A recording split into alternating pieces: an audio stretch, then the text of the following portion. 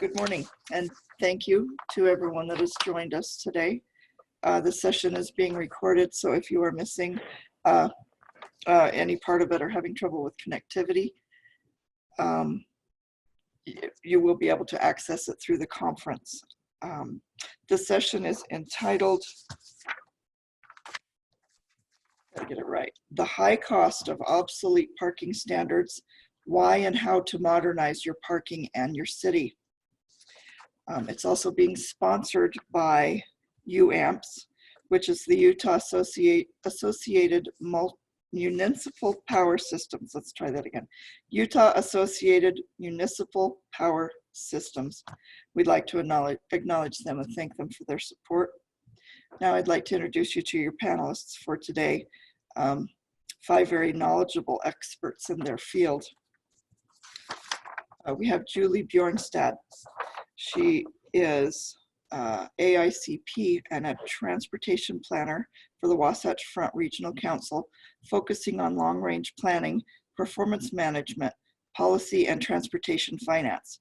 Her passion lies in improving the livability of our communities and in informing decision-making with data.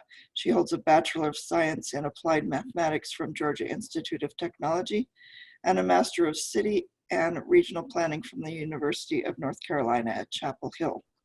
Also with us is Adria Kohler. With 12 years of experience in parking and transportation management planning, Adria possesses a unique understanding of the interplay and access-related issues between the travel realm and the built environment. Her ability to understand the technical components of parking and transportation systems with her land use planning background enable her to improve management practices and supporting policies to optimize parking and transportation systems. Adria's experience includes preparing parking management plans in both municipal and university settings, evaluating parking behaviors using geospatial analysis, developing curb lane management programs, performing bicycle and pedestrian safety analysis, evaluating policies and ordinances, leading numerous data collection and analysis efforts, and developing Park Plus models for campuses and municipalities. With a focus on mobility and access, Adria aims to develop parking management strategies for all users and uses, improving options for motorists, pedestrians, bicyclists, and alternative vehicle operators. Also with us is Dan Lofgren, who is the founder, president, and CEO of Cowboy Partners and its sister company, Cowboy Properties. He has been professionally involved in real estate development, construction, and management since 1975. Cowboy Partners and Cowboy Properties have been involved in real estate development and/or management in Colorado, Nevada, Idaho, Washington, California, and Utah. This includes office, for sale residential, mixed use, luxury rental communities, mixed income, multifamily communities, and affordable housing. Cowboy Partners has a special emphasis on development and management of housing as a component of urban mixed-use development and transit-oriented development, with particular focus on the inclusion of affordable housing in these communities. Dan is acknowledged as a pioneer in the development of mixed-income communities and mission-driven affordable housing. Dan's work with the community and his focused efforts in creating affordable housing solutions have been celebrated with the 2018 Envision Utah Common Good Award. Also, we have with us Jason Bench, AICP. He's the Planning Division Manager for the City of Orem, Utah. He has over 25 years of planning experience in both county and municipal government and is a member of the American Institute of Certified Planners. Jason holds a bachelor's degree in landscape architecture from Utah State University and a master's degree in geography with an emphasis in planning from Brigham Young University. And also, Eric Dames is with us. He is a senior planner for Salt Lake City. As a planning professional, Eric seeks to follow the creed that planning should be aspirational. His focus is on innovative planning that guides and shapes the built environment in a way that creates vibrant and sustainable communities. Eric enjoys working with the complexities and opportunities provided in Utah's capital city. And now I'll turn the time to Julie Bjornstad. You're on mute, Julie.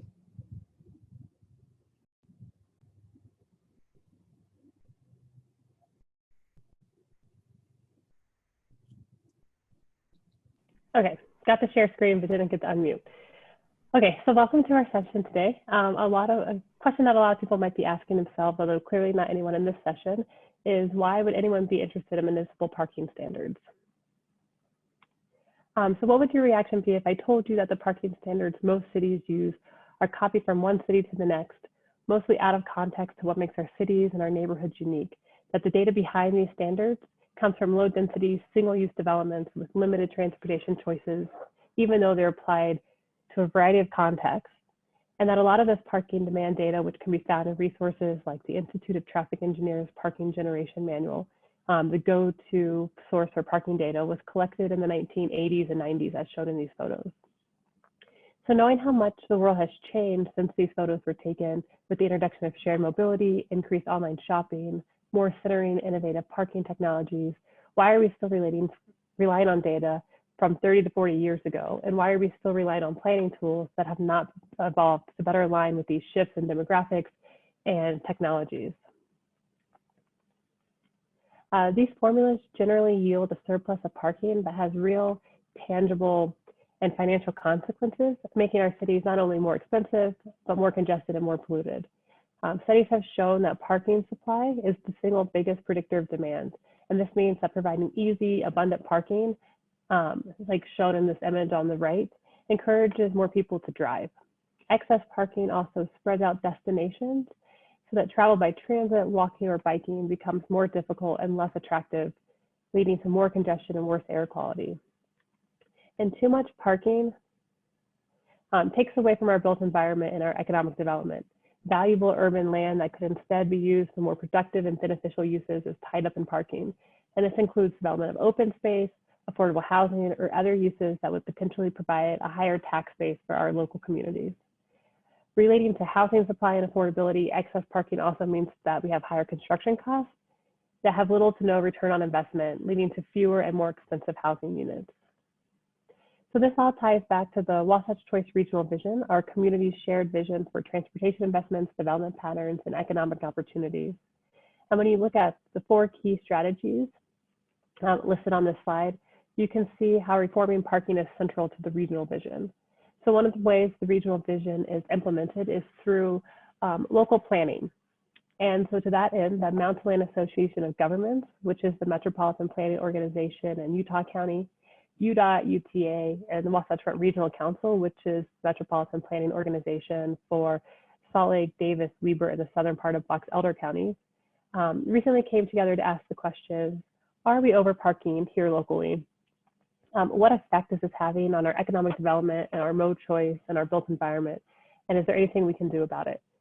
So together, the 4 agencies have been working in partnership with Salt Lake County on a parking modernization study, which we'll hear a little bit more about today from Adria.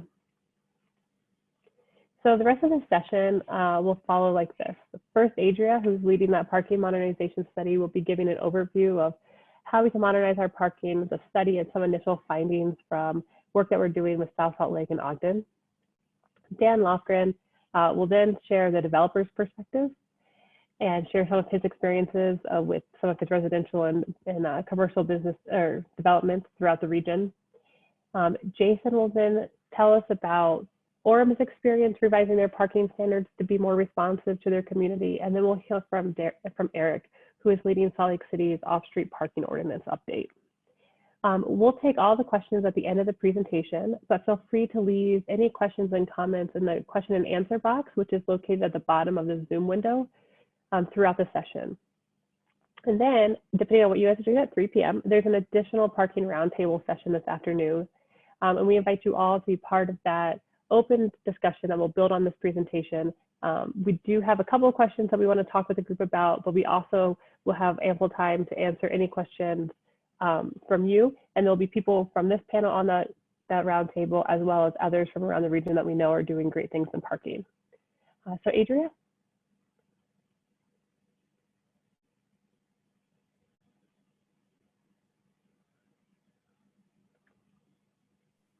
All right, thank you, Julie. So yeah, as Julie was mentioning, the parking modernization initiative. So we're working with the region on that, and specifically with Ogden City and City of South Salt Lake. And really the crux of the project is to identify best practices that are region specific. And that's why we're looking at the 2 partnership cities as being potential case studies.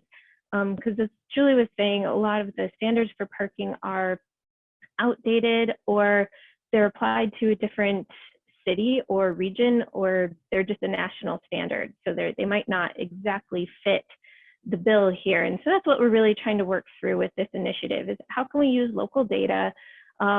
What's the reason, and why is that important for using local data? And how can we help communities in the region be proactive with their parking and their mobility? And how does it all tie in with land use goals, growth goals, and just sustainability goals, any goals for the city to help them grow in a way that it's meaningful for that community. And so let me, oh, there it goes. So just reiterating a little bit on what Julie was saying, again, the shopping mall approach was really kind of the history here, and how we get that ring parking. It's piecemeal, it's reactive, it's not, and that's really where our codes have come from, is a reactive state. And it's encouraging landforms that really aren't connected. So when we look in our downtowns, we might see, or not even downtowns, but maybe just urbanized areas with better, higher density. You'll see a typical block like this where you have a surface lot that's really not attractive to walk next to. It might be uncomfortable or unsafe at nighttime for some folks.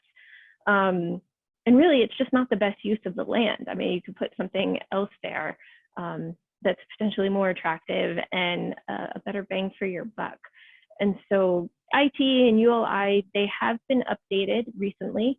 And so it's getting that, it's recognizing that in mixed use areas, the typical approach that is in codes is not necessarily what we need for our downtown or urbanized communities. And we need something that's a little bit more modern and localized. And so this is a snapshot from South Salt Lake, a rendering from some of the apartments that may be going in there. We're really just trying to focus on that. So that's what today is about, and what we're trying to do is connecting various modes of transportation, making the better use of our land, still including parking, because we need parking to be able to access these land uses. So finding all of that in a balance is really what modernization is about here. So what does it really mean? So these are all the things that we're trying to look at when we think of modernization or parking studies. It's no longer just, here's your land, here's the intensity of that land use, and therefore here's how many parking spaces you need. It's about creating attractive places.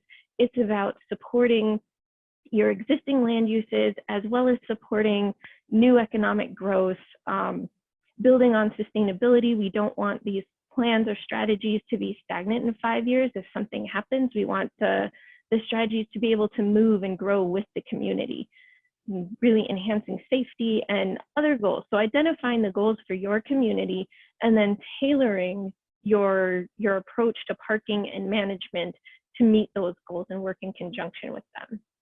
So digging a little deeper, what does this mean in terms of what you have to look at, and not just these high level goals, but really the crux of it is data based on your community. And now granted, that doesn't mean you need to necessarily do a full downtown parking study where you get every nook and cranny of parking. That would be ideal, but that's not always feasible, especially maybe in these economic times. But get something to normalize and localize the data that so you're not using these national standards, that you have some type of local data. And you will see when we look at what we did for Ogden and South Salt Lake, the 2 different approaches we took for getting their data. Getting performance metrics that that are meaningful for your community, looking at your policies, making sure that those policies are supportive of the goals and where you want to go with your parking program, identifying important incentives and disincentives. And so those are things that maybe allow tenants to not have to pay for their parking if they're not driving, if they opt to not drive their car. Disincentives might be a permit program, but incentives and disincentives to get people to change their behavior and distribute that demand. But they're not going to be cookie cutter from one community to the next. So it's identifying what's important for your community. And then technology in this day and age is playing a key role for a lot of communities, but it changes every year. And in 5 years, it might look like something totally different. So having a sustainable plan for technology, do we need all the bells and whistles? Don't know, but let's make sure that our technology plan is aligned with policies, it's aligned with our metrics, and it's intentional to be able to monitor the metrics that are important for the community and be able to report back on that. So hopefully the technology that is chosen is there to make your lives easier and not just to be a fancy system. And then looking at the land uses and how do all of these things, the policies, the incentives, the metrics, how do they impact your land uses, and vice versa, how do the land uses and the way that the community grows impacts all of these other components. And so it seems like a lot, but here's kind of it in a nutshell. There are certain thresholds that we want to look at to make sure that we're moving from one form of strategy to another. We don't want to just go straight from very little management all the way to complete management of the system, because that's a shock to people. And so it's just gradually easing into these. And so on the left-hand side here are standards that are recognized by the parking industry for when to really consider making changes to a parking system. And that 85% threshold or higher, when you see 85% of parking occupancy, is really when you want to start making changes. Now, as we'll see in a minute here, that's not necessarily to say that it has to be the whole system is there. These might be spot locations. And so really these are just kind of high-level guidelines to help you recognize that you don't have to jump straight into paid parking or paying for new additional parking, that there are other ways to manage the system that allow you to do it incrementally. And so now we'll take a look at the downtown Ogden area. So this data was collected before the pandemic hit, thankfully, but it was earlier this year, so it's recent. And what the data is showing us is that for both on-street and off-street systems, and here's that 85% line, the dashed pink one, and the dashed black one is the full maximum capacity. But at 85%, that's where people start getting frustrated at finding those last few spaces. So that's really what we want to use to say, okay, we need to make a change to the system before it becomes completely all used up.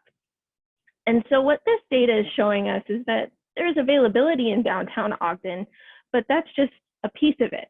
If we look at the map that shows the parking occupancy by facility and by block, it becomes a little clearer that yes, there are areas that are over that maximum capacity, and where there are areas that are underutilized, they're not necessarily in areas that are easy to walk.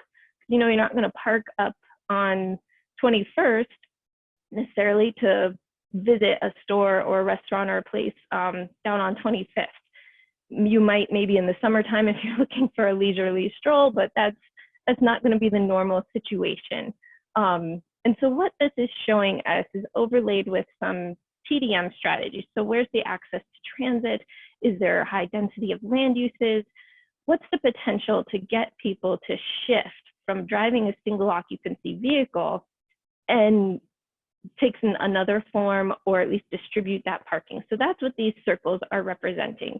They're areas of high parking demand, and they have access to other modes of transportation, and there's a high density of land uses.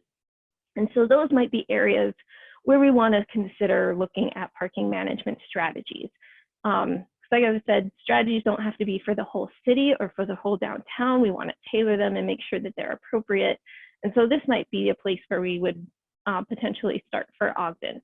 We're not quite there yet in the study yet. We haven't identified strategies, but this is the data that's going to help inform the strategies. For South Salt Lake, we took a different approach and we looked at specific land uses and compared them to how they were doing with the parking requirements of today that were in the code, and see if those parking requirements needed to be modified in any way. And what we found is that for the most part, the transit stations and the apartments that were near those transit stations are operating pretty much as you would expect and maximizing their use of the parking that's supplied to them. So you'll see that they're in that 85 to 90% range when they're there, you know, in the peak for the apartments, when people are home and sleeping in the early morning, evenings, and weekends. And transit is kind of the opposite. And so we're thinking that those codes are probably right where they need to be. What came out of this is those big box retail, which is a purple line, might be a little difficult to see, but it's down around the 30%. And those are your Wincos, your Home Depots, your Walmarts, where you have, as kind of in Julie's picture from earlier, where you've got a string of land uses and then a sea of parking, and maybe the only parking spaces that are filled are the ones closest to the door. And so there's this potential for optimizing the use of these lots that aren't being fully utilized. And so again, a similar analysis was done to compare the parking occupancy with the TDM potential in the area. And so those were these circles where you have a little bit higher occupancy, higher land use, but really it's the connectivity to TDM, because you have to give people options as well. If you want them to use something other than a personal vehicle, there have to be options around. So these are the circles highlighting those. So in addition to the data, we've also talked with some peer cities, and I won't read all of this, but we had a discussion, a roundtable with all the cities able to speak and communicate at once. And really the takeaway was be proactive and be customer friendly. Those were two of the things. And these cities, they're coming from very different perspectives. Like Gresham, I don't think that they had a parking management in place.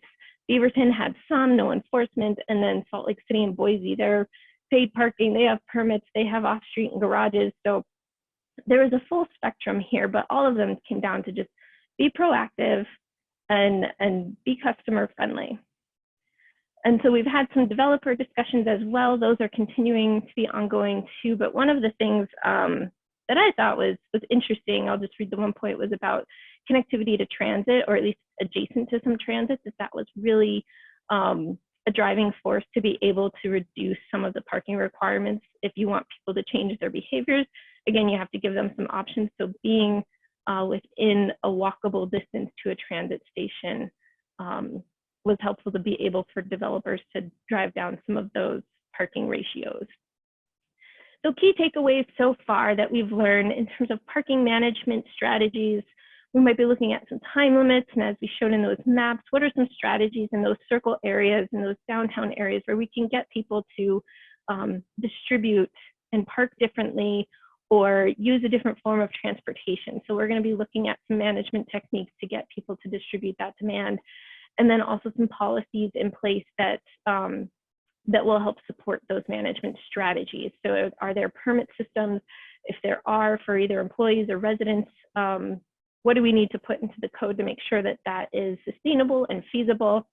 And then looking at TDM, how can that support the parking management and vice versa? Again, giving people options so that they don't feel like they're just getting regulated over and over and restricted, that they need some other form of mobility.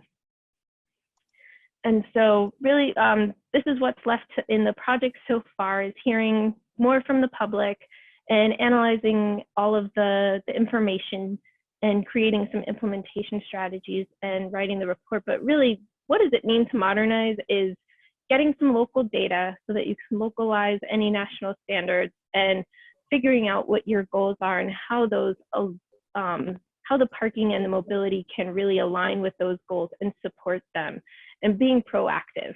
You want to kind of get out of this state of reactive management. Let me will now turn it over. So thank you.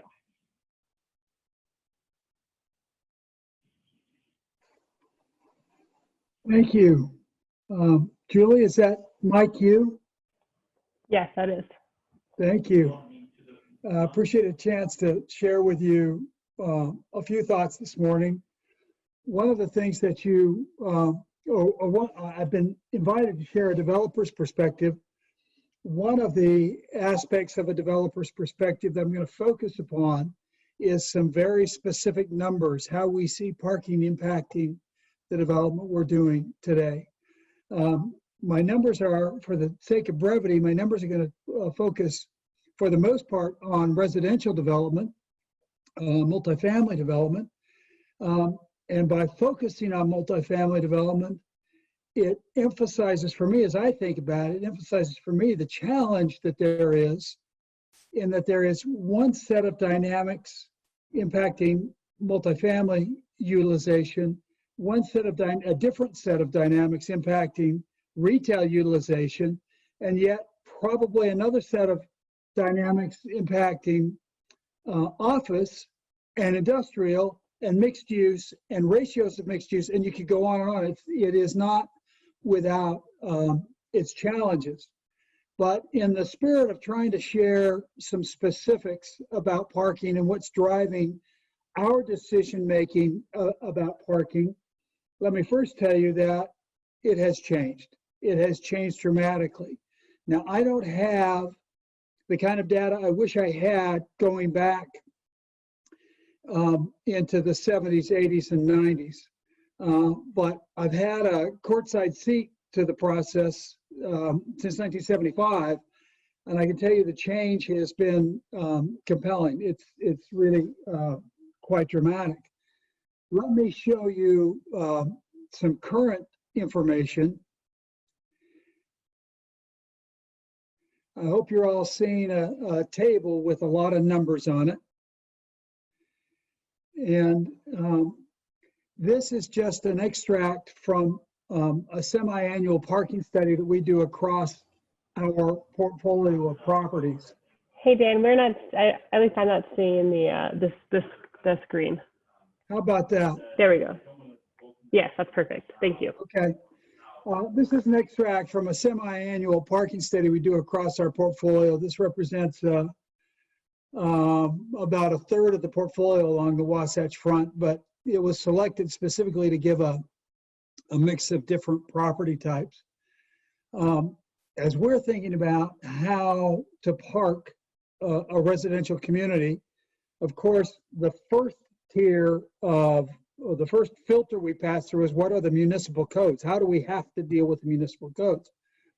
In some cities, we find those municipal codes to be really quite permissive enough that we can move back to our own data. In others, we find that those municipal codes to be quite restrictive to the point that they impose additional costs on a project, and I'll address that here in just a minute. But for these 8 projects, and in the left-hand side, you can see I've characterized the type of project it is. And we start trying to identify what are the factors that are going to impact demand. Parking utilization is how we talk about it. And one of the reasons I'd like to identify those and be able to quantify those as specifically as I can, because I want to be able to share with municipal planners, with planning commissions and city councils, the real numbers. If it doesn't change how the ordinance is drafted with respect to a current project, it might change it with how it's drafted with respect to future projects. But you can see this collection of 8 properties is actually, sorry, my phones are going to have to make a quick adjustment, is actually ranked or listed in order by utilization per bedroom. We find that to be the most meaningful indicator. So this is from low to high in terms of utilization per bedroom. That specifically is how many cars are parked in that community or that residential property as compared to how many bedrooms there are. That's a very meaningful indicator right up until you start you start including 3 and 4 bedroom units, and then it takes a big shift.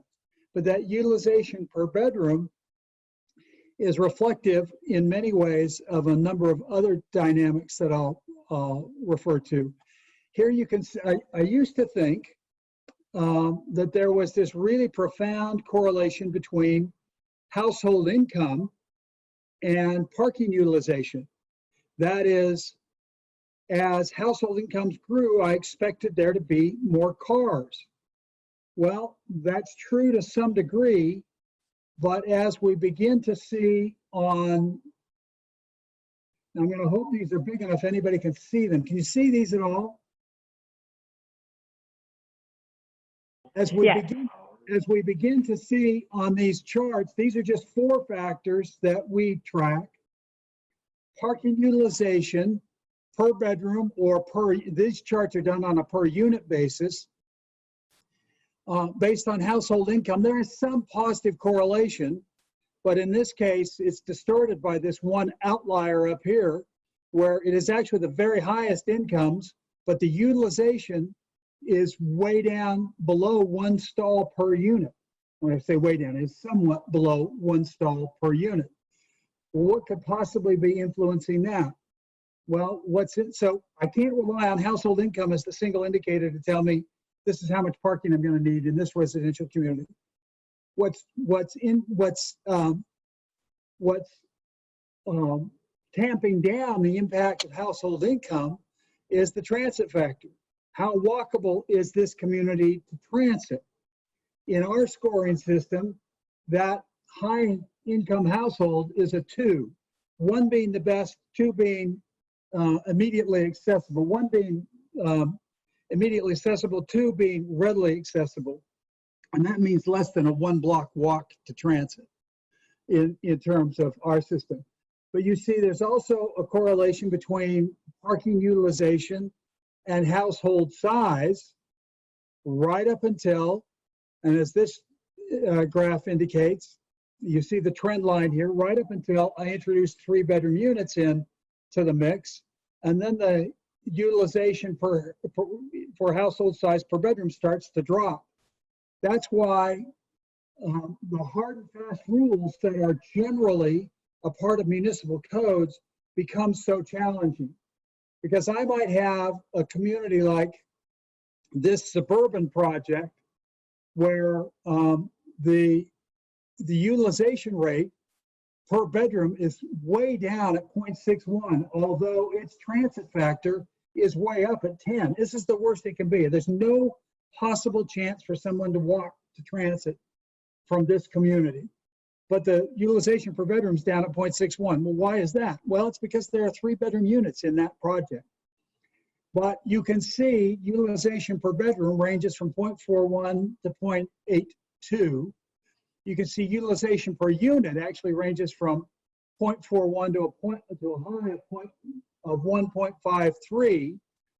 And just so you understand how we collect that data, this isn't, oh, we sort of think it might be how it's being parked. We actually go into the parking lots, into the parking structures, underground, wherever the parking happens to be, at 3 different nights over a 3-week period, and count the cars in place at either midnight, at 2 a.m. or 4 a.m. We alternate, just as we alter nights of the week and weekdays and weekends. So we feel like we have a really good handle on what the actual parking utilization is. But you can see the challenge in trying to use any one indicator to say this is what's going to happen. It's not per unit or per bedroom that's going to determine the actual parking utilization. What does that mean to us? Well, if we end up building too much parking, to try and switch screens here. Hang on one moment.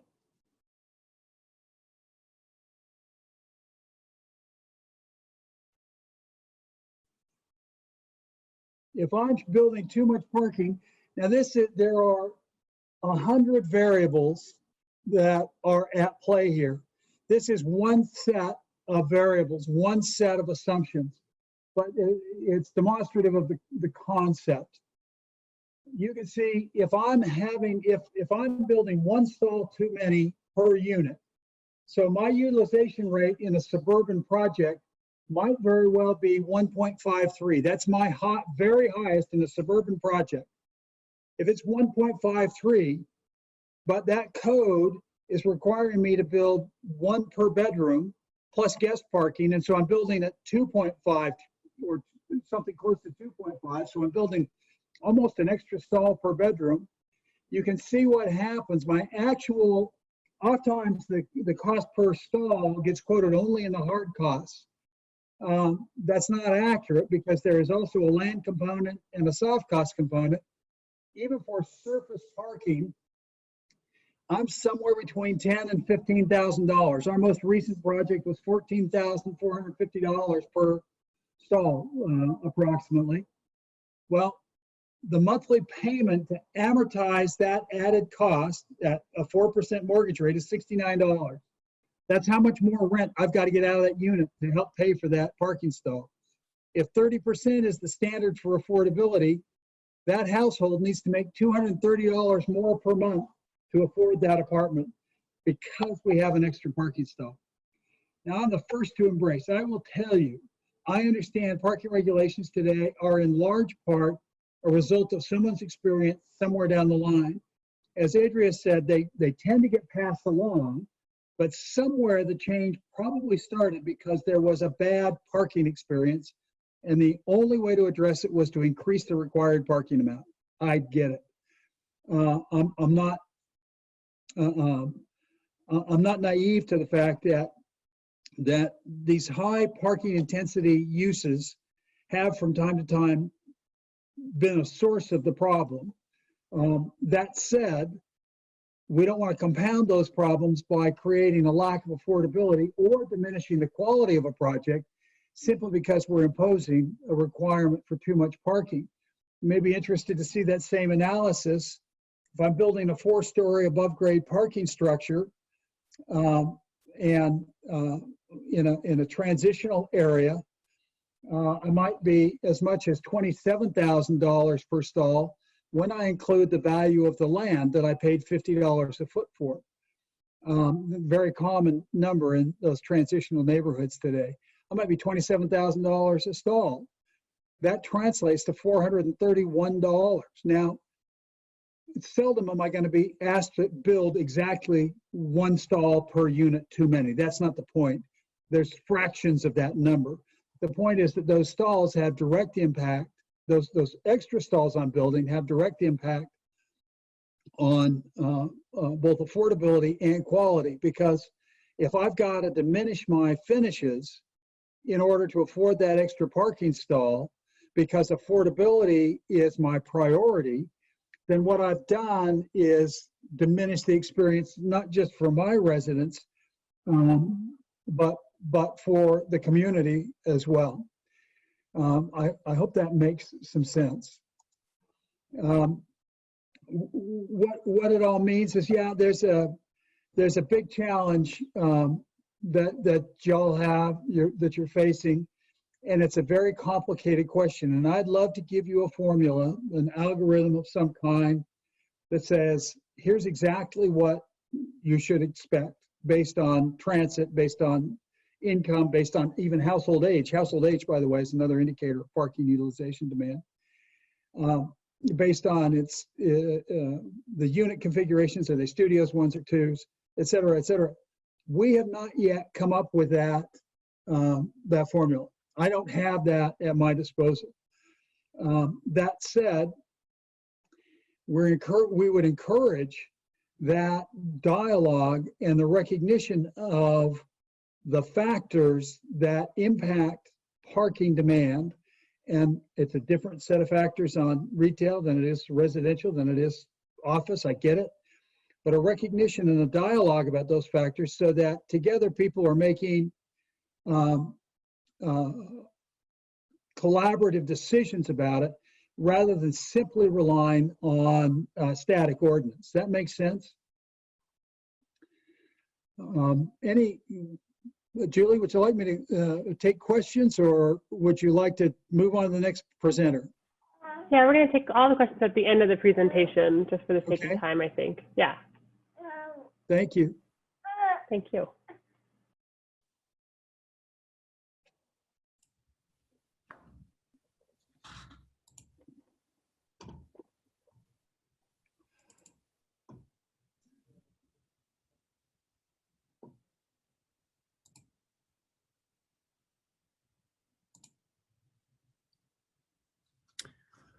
So thank you for having me come present a little bit about what we're doing at the City of Orem.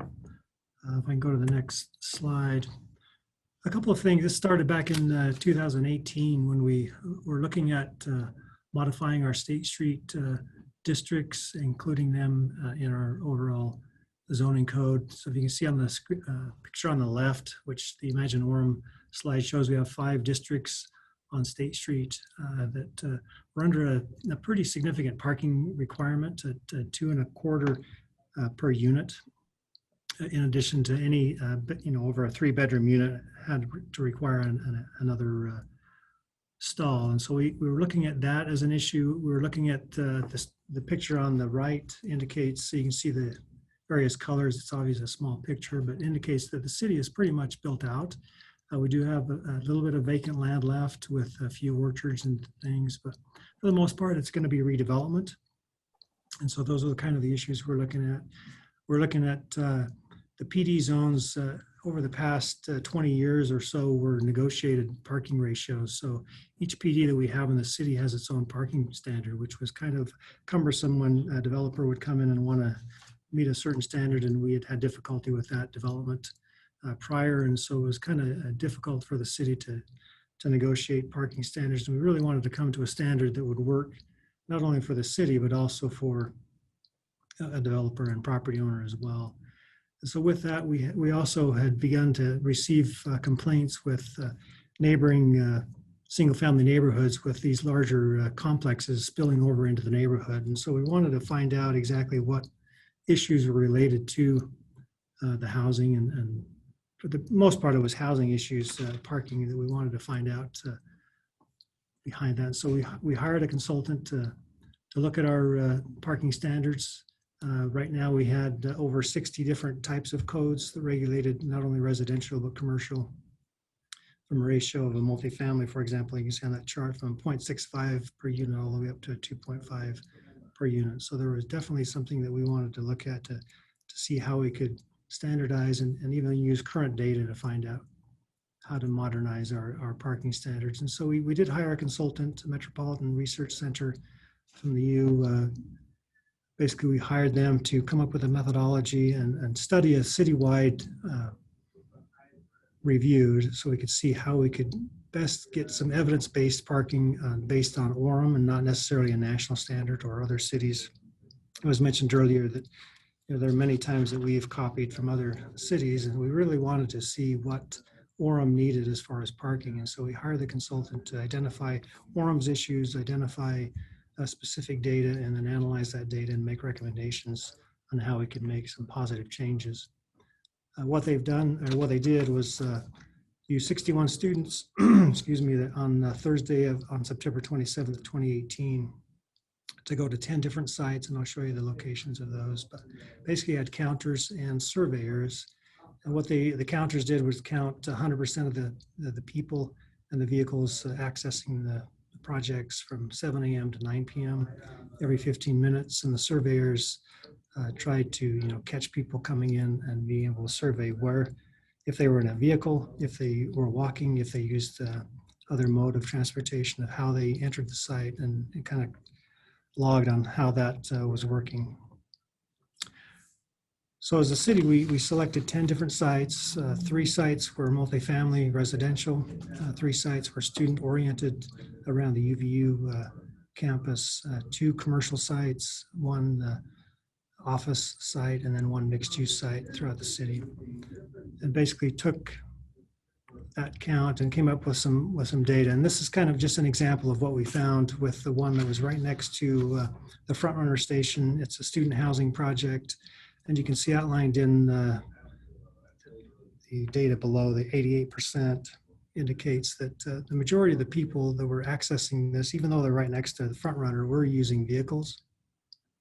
There were 9% that were using the transit, 3% were walking. The I-15 is a cumbersome to get across over to UVU. We are in the process, or the university is in the process of developing or building a pedestrian bridge that's going to access from the front runner station all the way across and touch down onto UVU campus, which I think will help in doing that. But this kind of is evidence that people are still using parking or cars. And so we need to accommodate that. If you can look at the chart below, 85%, which is that number that we just heard before up in Ogden, that they were right at that threshold where I think we have sufficient parking, but it's, and this is at a standard that was at the 0.65. So we already adjusted for the fact that it was next to the transit. And so I think we're right in line with, I think, what we need, but it is definitely still audio oriented as far as this development was concerned. The other example I just want to show was University Crossing, which is at the intersection of University Parkway and State Street, which, if you've been to Orem, is one of the busier intersections in the county. If you look at the In-N-Out Burger is there, the Nordstrom Rack is there. And so if you look at the very front between University Parkway and the front of those buildings, it always seems to be overparked or extremely dense. But as we actually looked at the numbers, people do access it obviously through 92% through automobile. But if you look at the chart below, 47% was utilized. So there are parking stalls available. It's maybe not the convenient stalls, but this was kind of an eye opener to us that I think we have excess parking in our commercial zones, and definitely something we want to look to modify as we go forward. The biggest thing that we wanted to look at least with this study, was to look at our State Street districts. Even though we wanted to look at, and we will continue to look at our retail parking going forward, the biggest thing we wanted to look at was getting a parking standard that would be feasible for not only developers, property owners, but the city to be able to come up with a standard that would be specific to any of the districts, regardless of the type of development that was going in. We do require a mixed use development. There is a certain component of residential and commercial that need to be mixed, and they can share the commercial requirement with that residential, and then additional parking would be required over and above the commercial base. And so that's kind of what we were looking to find initially with the study, is how we can come up with that standard. As you can see with the current standard that we had in the districts, it was 4 per thousand for the commercial, which is a typical standard, which is what we've discovered was a little overparked, and then the 2.25 stalls per unit, and then an additional stall for anything over a 3-bedroom unit, which we've had several developers come in and say it's just impossible for them to make it work. And we knew that going in, that it was going to be a challenge, but knew that we needed to sit down and kind of go over how we could make that modification going forward. And so with this parking study, we were able to address the issues and understand what parking was going on in the other developments throughout the city, and sat down with developers. We invited several into our office, those that had developed in Orem and those that were thinking of developing in Orem, and sat down and created this table to kind of show if we had different types of unit developments, whether 1 bedroom, 2 bedroom, or 3, and we had different parking ratios, what would that parking count be, and how we could make it work for everybody involved. And as we worked with the developers, we come up with a standard of 1.75, regardless of the number of bedrooms, and basically look to reduce the requirement and make it feasible for developers to do that. So we compared it as we went to the city council to review the proposed study. We looked at the existing developments, and even with some of these major developments that had some issues, we would see, if they were coming today, a parking reduction of between 10% all the way up to 12.5%. There was one that, again, the PD zones were negotiated. So we did have a development on State Street that had an extremely low parking ratio, and so they would actually have to increase based on this new standard, but an overall average of 7.38 reduction in our required parking standards. So as we went forward to the council, we reduced the commercial parking requirement to 3 per thousand. And then again, like I say, regardless of the number of bedrooms, required a standard of 1.75, and that is in all the five districts on State Street. And now we're just looking to, get some developers as they get these new standards to come in and be able to hopefully develop a project to these standards, which would be consistent across the board. As part of going back to the previous slide, the issue that we had with spillover parking was the fact that people were opting out of buying, or they're paying the rent but not paying the parking, and then looking to find locations in the neighborhood, and that's where we're getting the spillover parking. So as part of the reduction and working with, like I say, the city and developers, is to not allow that to happen. They would need to include that as part of their rent to hopefully prevent some of that spillover parking as we move forward. If you're interested in looking at the parking study, it is at orem.org/planning. But we are going to continue with this parking study to see how we can then reduce some of our parking standards to get it more of an actual database, data-driven from Orem itself. So thank you.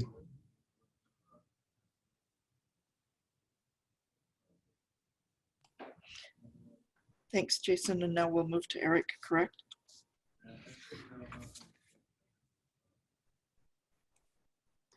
Good morning. Let's get this pulled up here.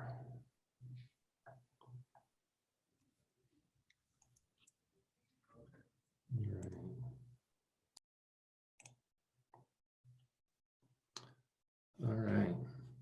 Appreciate the opportunity to speak with you today and to share some thoughts on what I and Salt Lake City have been doing to reform the city's parking regulations, and to share the feedback or challenges we've experienced along the way, and hope to provide you with a framework for parking reform.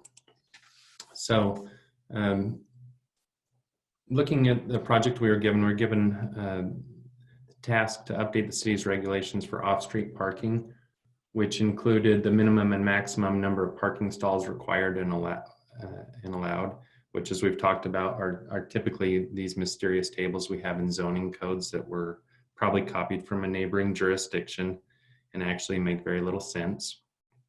Next, we were tasked with examining the permitted alternatives, which are the tools used to increase or reduce allowed parking. And as we did that, we also found that many of them were well-intentioned, but they didn't work particularly well in real life.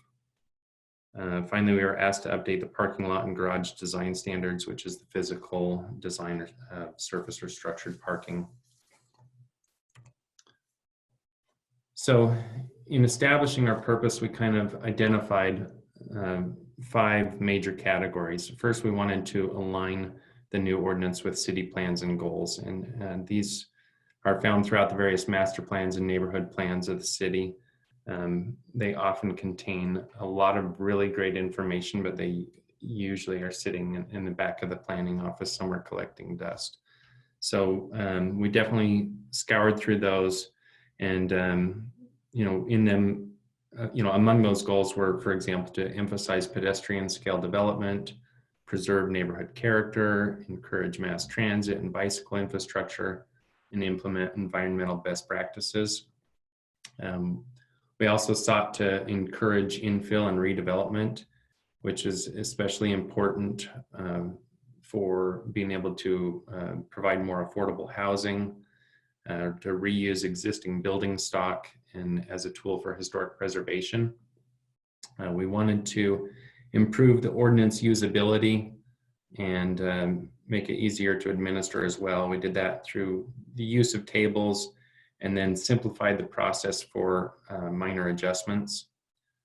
And then we wanted to modernize the ordinance to reflect best practices and current market trends for parking. And that became a major theme.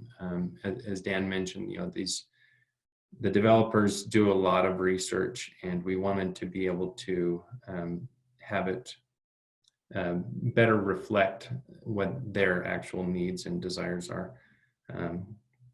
And then we wanted to scratch this one-size-fits-all approach.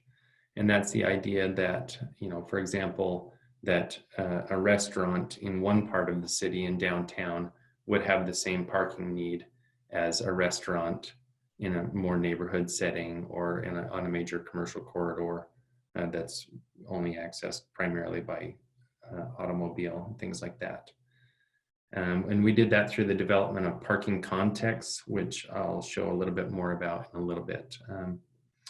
Our guiding direction was that if we chose people over cars, we would get walkability, bike-friendly design, more transit use, better design and urban form, greater social equity, improved sustainability, and residents that would be healthier. So very briefly on how we got to now. There are numerous resources out there going through consultants. There's different courses available. There's all kinds of books on how to modernize your parking. But very briefly, for us was first, of course, to evaluate our current standards and see where the problems and opportunities lie. And then to identify our goals that we talked about throughout the different planning documents we had, and then neighborhood and master plans, and then to kind of establish a format of how that would look and be administered. And key to that was to identify and create these contexts, and I'll show those in here in a few minutes. And then to establish the alternatives. There's usually opportunities for alternatives such as shared parking, or what allows for maybe additional reductions or additional allowances. And we created our parking tables, which I'll show also, that list the parking requirements, minimums and maximums for each use and in the context.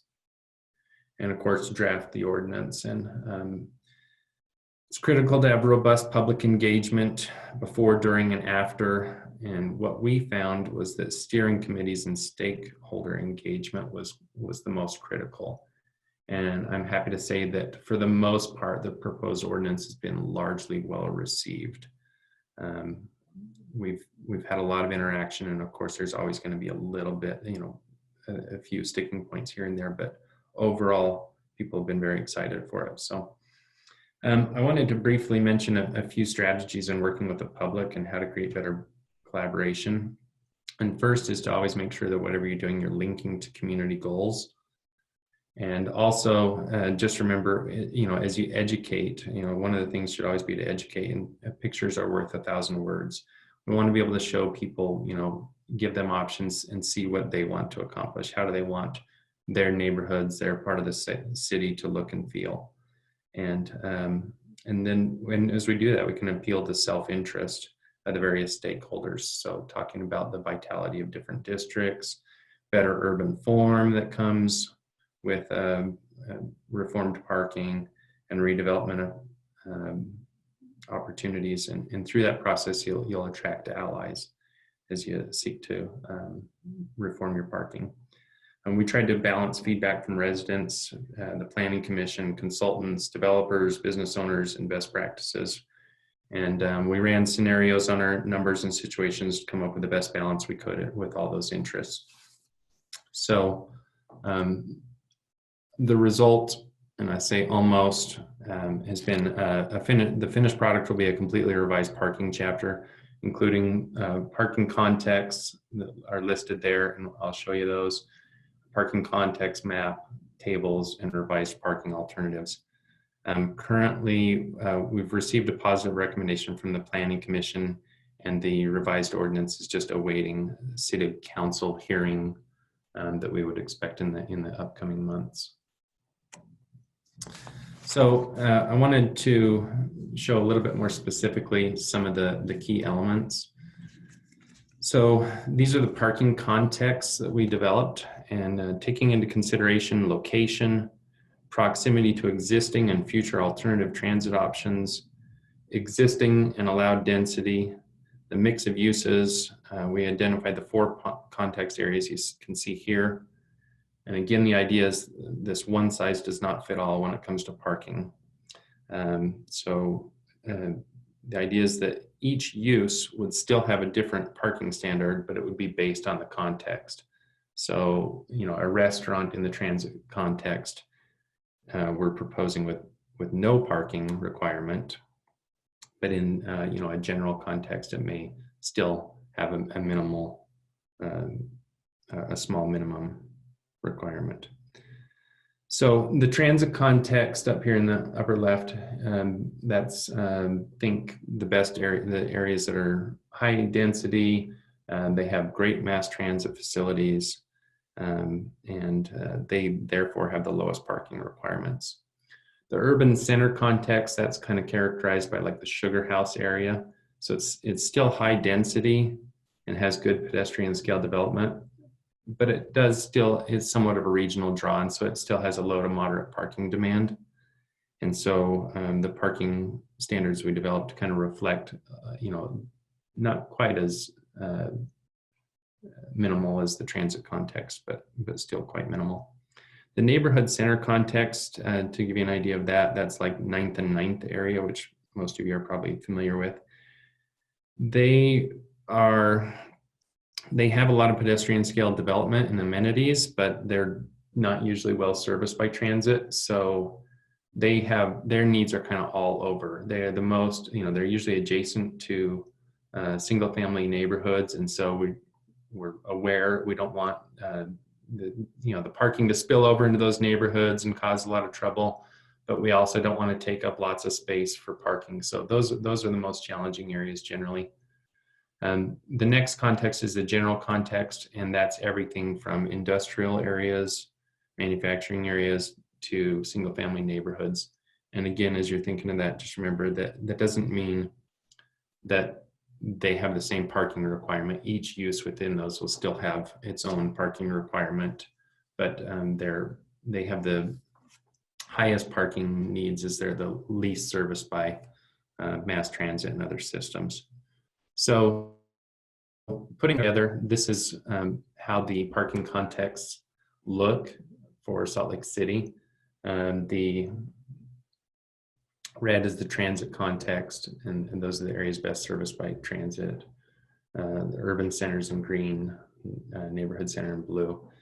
And we did explore different options, but in the end, we assigned each zoning designation to be part of a context.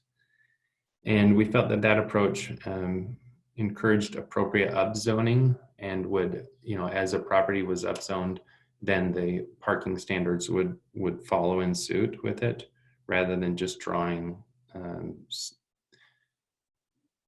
lines on a map somewhere that excluded certain properties or did certain things. We felt that this also created more development rights equally across the zoning designations. So the new parking table, this is just a snapshot of that. This just gives you an idea what it looks like. Down the left, we have each of the land uses, and they're categorized by major classification. So, residential uses or household living. And then in the center at the top there, you have each of the minimum parking requirements by context. So if you kind of glance at a few of those, a general context is still going to have the most spaces per dwelling unit or something, in the example I put here. But in the transit context, there's no minimum. We're entirely leaving that up to the developers. Our intention, and then on the right, we have the maximum parking allowed. So our intention was to be much more market-based. Generally, we set the minimums quite low, sometimes uncomfortably low. And in the transit and urban center context, there, like I said, there's often no minimums, and that's just depends on the uses. We acknowledge that these numbers may not be exactly right, and that's the point, and that's okay. And the key is that we now have a framework that allows for easy adjustments and to add or take away context if we need it. And I already am envisioning that in the future we'll have a 2.0 version where we get a little bit more brave and a little bit more bold and reduce or eliminate more and more minimums and allow it to be almost entirely market-based. So a few key takeaways. Parking is a policy choice. Our residents, business owners, staff, and administration have decided that Salt Lake City is a place for people and not cars. That has set everything else in motion. We need to stop allowing Black Friday traffic to define how our cities look and function the other 364 days a year. Parking is not sexy. Parking is a difficult topic to keep people's attention. You'll need to be effective in how you engage with stakeholders. Individuals and business owners tend to defend their parking habits. We all want the parking right next to the front door of our destination. We don't want to pay for it. You'll also have people express a fear of parking spilling into neighborhoods or placing undue burden on other areas, and that's something you'll have to evaluate. The process for us revising our parking standards has opened the door for things such as considering our electric vehicle infrastructure and readiness, better design standards for parking garages and surface parking, and more effective parking alternatives. For example, previously our bike standards were based on a percentage of supplied parking. So developers would use reductions to provide less parking, and that meant they were also providing less bike parking. So we were able to correct that through this process. Parking needs are dynamic. Just look what COVID has done. Prior to that as well, offices were needing more parking than ever because individuals were needing smaller and smaller workspaces as they went more and more digital. So a few short years ago, we did not have rideshare. Drones were not a possibility. We needed to allow for flexibility and adaptation. So with this as well, one thing we've done is we don't have the minimums on parking garages. We've just gone ahead and made sure that they have good design standards and they're properly placed, and that they're located behind other uses. And then we've also put in standards to make them convertible for other uses in the future. So certain things that need to be done so that in the future, maybe those could be offices or living space or something else. We got rid of on-street parking counting towards as a parking requirement. So, people would be able to use a certain amount of spaces in front of their business. We found that created a sense of entitlement and created friction when the city wanted to go in and restripe or add a bus stop or put in bike lanes or scooters or parklets or whatever. And we just need to be careful not to let public space become private or to limit future options. I've included a link below to our project website, which can be accessed through the Salt Lake City website. Feel free to contact me with any other thoughts or questions, and I appreciate the opportunity to share a few thoughts with all of you today.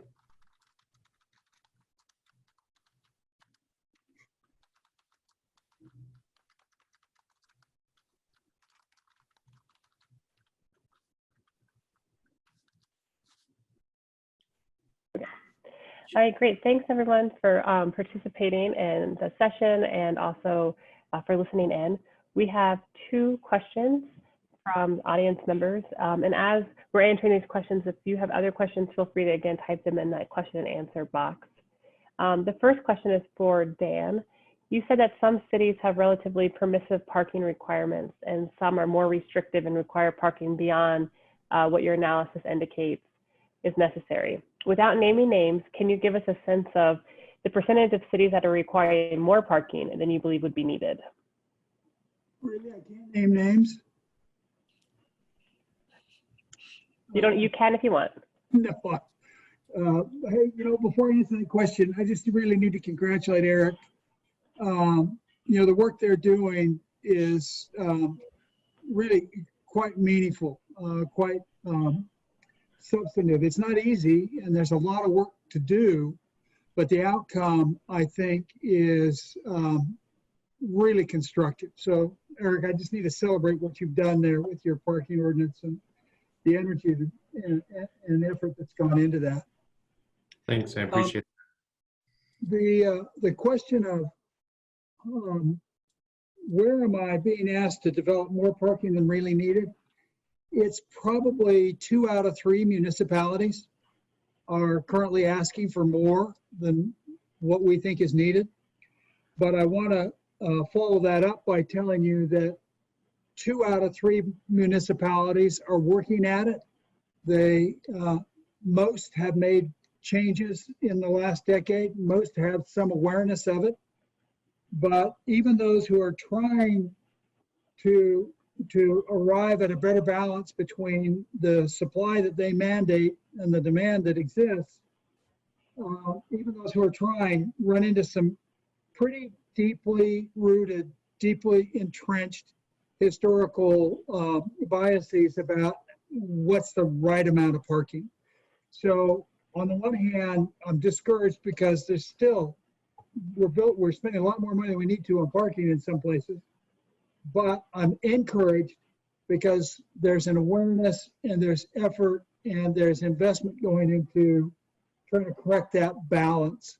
And it's balance not just about the cost of the project, but as others have noted, there are lifestyle, environmental, municipal planning. There are 100 other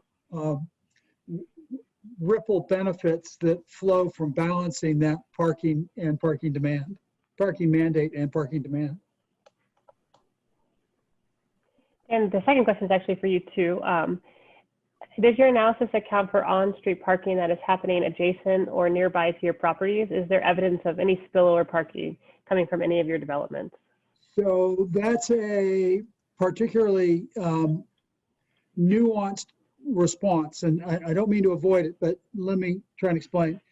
Every property has some spillover parking. It's just going to happen. Somebody parks a block away and walks over. That's generally not overnight parking. That's generally not resident parking. That's generally a visitor.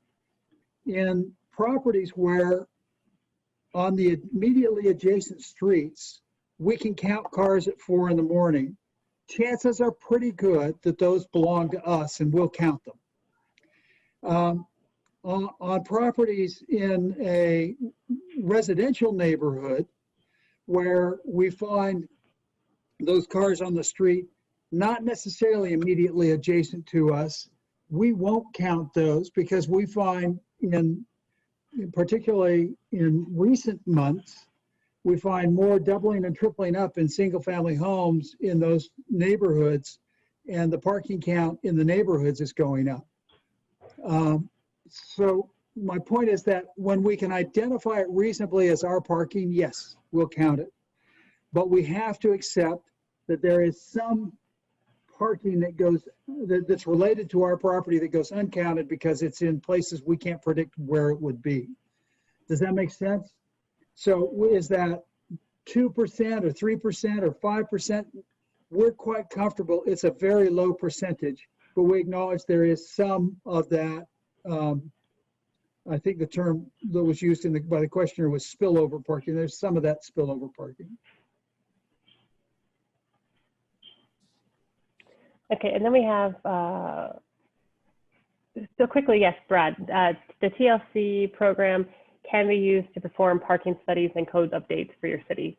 And so we do encourage anyone on the call or any other cities in the region that are eligible for TLC grants or even UDOT's Technical Planning Assistance Program. If you're looking to update your parking codes, please apply for either one of those grant programs. And then the last question is, I've been in discussions where the idea was presented that high density with minimal parking would incentivize less driving, fewer cars, and other benefits.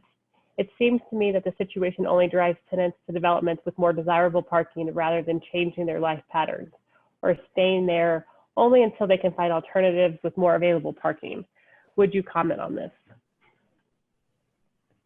Is that to someone specifically, or can I just jump in? You can jump in. It's, I think, to the group, but yeah, anyone can jump in. Again, you can't pick one factor and say this is determinative of the parking demand. For example,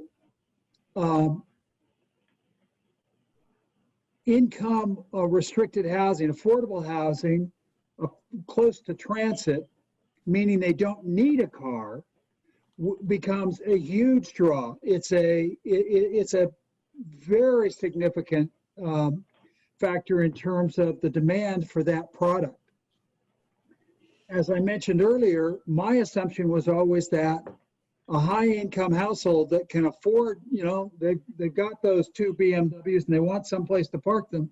My assumption was always that they're going to demand more parking. But if you go back to the numbers that I showed earlier, you'll see one of our communities with the very highest income in the whole portfolio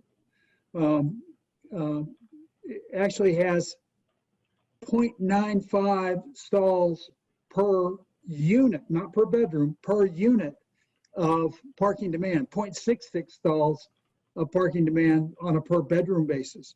So in my mind, there's very clearly some of that positive correlation. That is, some of that, yes, transit availability and transit proximity does encourage people to move away from an automobile-related lifestyle.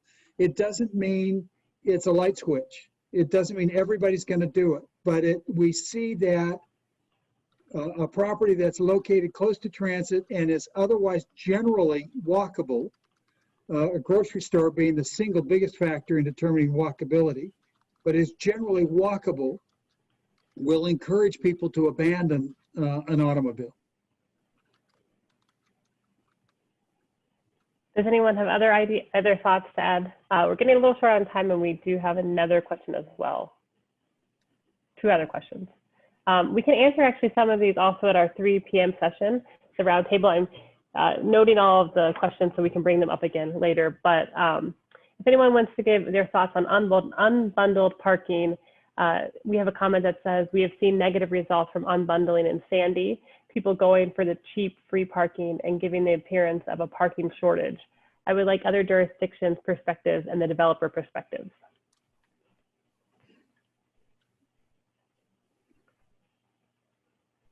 Well, the developer will be happy to chime in if that's an invitation. We agree. The unbundled parking has the very effect that's being described there.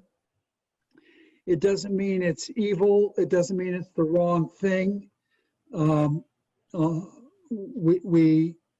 we see that where people have an opportunity to abandon the paid parking, and they'll walk a block and park in a neighborhood somewhere further away.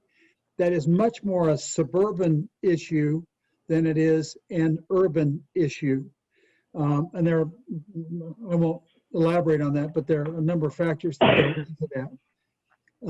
For what it's worth, we have not unbundled parking, or we have something of a hybrid strategy. That is, every unit has a stall that is a part of the base rent.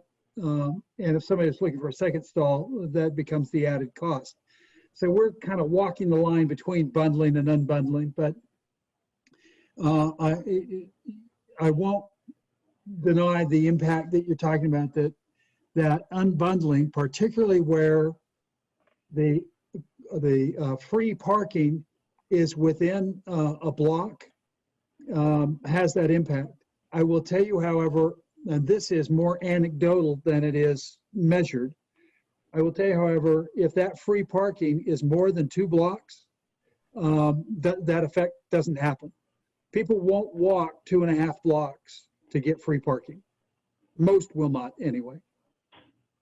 We have found that 2.5 block thing to be quite typical, both as it relates to people's proclivity to use transit. If they have to walk more than 2.5 blocks, their tendencies to use it drop off the table. But as well, their renegade parking off-site drops way off the table if they have to walk more than 2 blocks. Does anyone else have any other thoughts on unbundled parking? I'll just chime in on that. We've seen exactly what has just been shared, in that in areas, especially like Sugar House, where there's been unbundled parking, yeah, the parking a lot of times is just spilled over into excess parking lots in the areas, and which further goes to say, we've got an excess of parking, but then, that's something we've chosen not to regulate or manage, and just let the private industry and say, whether you choose to bundle or unbundle or how they manage the parking lots, and that's something that they need to take on and consider, because they're going to be setting the prices, they're going to be setting all the qualifications for that. It is one strategy, but there's so many strategies to manage parking and to provide options. So we see that as, just maybe one piece of the puzzle that people could do, but if you're just trying to use that in and of itself, it's and there's an abundance of parking around, it's not going to be successful. I think they've seen similar in South Salt Lake, where they've unbundled some of the parking and it's just spilled over to the neighborhoods because there's no other management strategy in the city besides that one. So for at least Eric and Jason, what are the best steps for doing this analysis in our own city? So we just did an RFP for the anybody that wanted to do a parking study. We did a few reviews. I think we had 4 different companies propose plans. We ended up picking the metropolitan people, but there's definitely options out there. It's based on what the city wants to do as far as paying for that study, but it's very valuable in our opinion to go that route and get an overall comprehensive study, so you can see exactly within your city how your parking ratios are working and those that you need to be adjusted. So it's a very valuable tool. Can I just add some emphasis to that? And it was made really glaringly obvious when Jason started talking about that property near UVU and what was happening when they went to a 3rd bedroom unit. Our portfolio doesn't have any student-centric property. And so when we had a 3rd bedroom, we actually see the demand per bedroom go down, because generally that 3rd bedroom is occupied by a non-driving child, not a 3rd roommate. So if Orem were simply borrowing Spanish Fork's ordinance and trying to apply it there, they'd have been burned pretty badly, because it wouldn't have accommodated the differences between the renter population in Orem in that specific location and what somebody else might be experiencing. So as much as that sharing of ordinances is a great efficiency, I mean, that's awesome, but it doesn't give you realistic, I think the potential for a bad outcome is very high. I would agree. I'll just throw it out there that how important policy and the actual goals of the city were, and the residents in our process. We did use a consultant for the first part, and credit to what they did, and they helped us a lot, but there's a lot of it that we did to ourselves, and there's and I think some of the information we were able to come up with was more valuable, and it helped having the different partners and having steering committees, and that was the most valuable resource to us, and listening and understanding their needs and kind of where they were coming from and what the issues were. That was most critical for our process to be able to take shape and move forward. Okay, and thank you everyone for staying a little extra to answer these questions. We have one last question, and that's for Dan. Do you have metrics or recommendations related to guest parking? Sure, I can. Guest parking, again, it's very hard for us to identify a guest car as opposed to a resident car. We don't use resident stickers. We don't do that sort of thing for a host of other reasons. So that becomes challenging. So it becomes more anecdotal than it is purely data driven. But as we audit what's happening on the properties with respect to guest parking, it is our opinion that it is very seldom more than 0.1 per unit.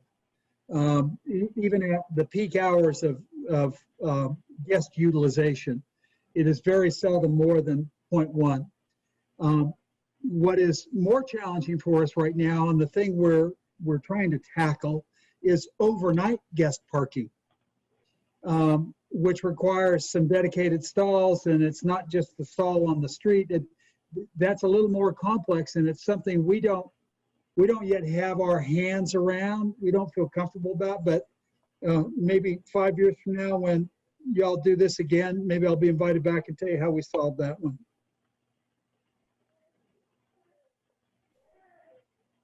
Okay, perfect. So that was all of the questions we had. And again, I'll emphasize that at 3 o'clock, we'll have a parking roundtable.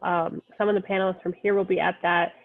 In addition, other cities that have started parking reforms, and that will be an open discussion for everyone.